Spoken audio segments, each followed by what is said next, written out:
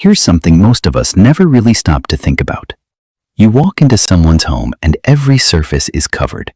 Old magazines, boxes that never got unpacked, clothes from 3 years ago still on the chair. And the person living there seems completely unbothered, comfortable even.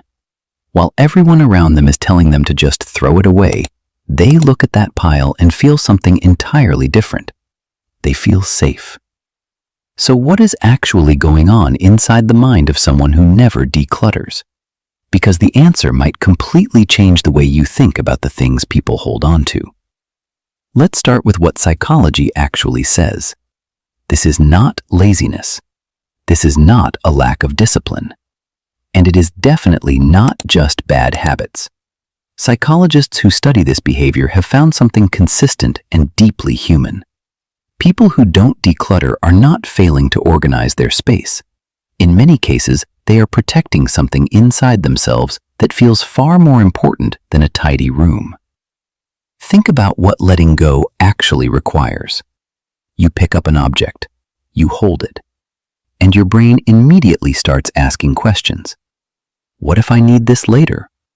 What does throwing this away say about that chapter of my life? What am I losing if I let this go? For most people, those questions are easy to answer. But for people who don't declutter, those questions carry real emotional weight. And the brain's answer is almost always the same. Keep it, just in case. And yet here is the part most people never understand. People who hold on to things are not overwhelmed by their possessions. In many cases, their possessions are what keep them from feeling overwhelmed. Every object tells a story. Every item is a memory, a possibility, a piece of an identity they are not ready to release. And that attachment is not irrational. It is deeply psychological. Here are 4 psychological patterns that consistently show up in people who don't declutter. The first is emotional attachment to objects. Psychologists call this object attachment theory. The things we own are not just things.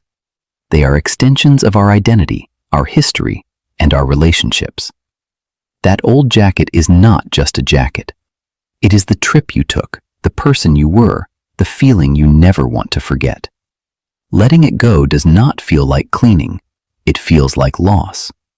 And for people who have already experienced significant loss in their lives, the brain learns very quickly to hold on rather than let go.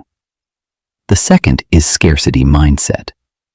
Many people who never declutter grew up in environments where resources were limited, where throwing something away felt genuinely irresponsible, where keeping things was not hoarding but wisdom. Psychologists describe this as a scarcity mindset, a deeply ingrained belief that what you have might not be replaceable. So you keep the broken lamp. You keep the clothes that no longer fit. Because somewhere in the back of the mind, the thought persists. What if I need this and it is gone? The third is identity preservation. The things people refuse to let go of are often tied to versions of themselves they are not ready to say goodbye to. The sports equipment from a younger, more active time. The books from a degree they once dreamed of finishing. The baby clothes from a chapter of life that moved too fast. Decluttering those objects does not feel like tidying. It feels like admitting something is over.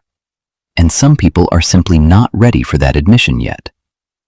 The fourth is comfort and familiarity. For many people, clutter is not chaos. It is texture. It is warmth. It is the feeling of being surrounded by a life fully lived. Psychologists have found that some individuals experience genuine anxiety in sparse, empty spaces. The open shelf does not feel like potential. It feels like absence. Their possessions are not suffocating them. They are grounding them. Every familiar object is a quiet signal to the nervous system that says everything is still here. Everything is still okay. And maybe that is the most thought-provoking insight of all.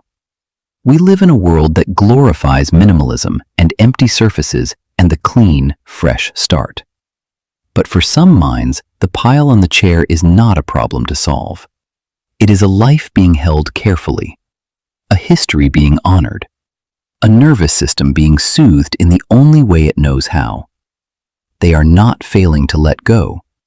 They are choosing, consciously or not, to hold on. And sometimes that choice deserves a little more understanding than a suggestion to just throw it away. If this made you see the clutter in your life differently, hit the like button and subscribe. Drop a comment below. Are you someone who declutters easily, or do you hold on to everything? I read every single one. See you in the next one.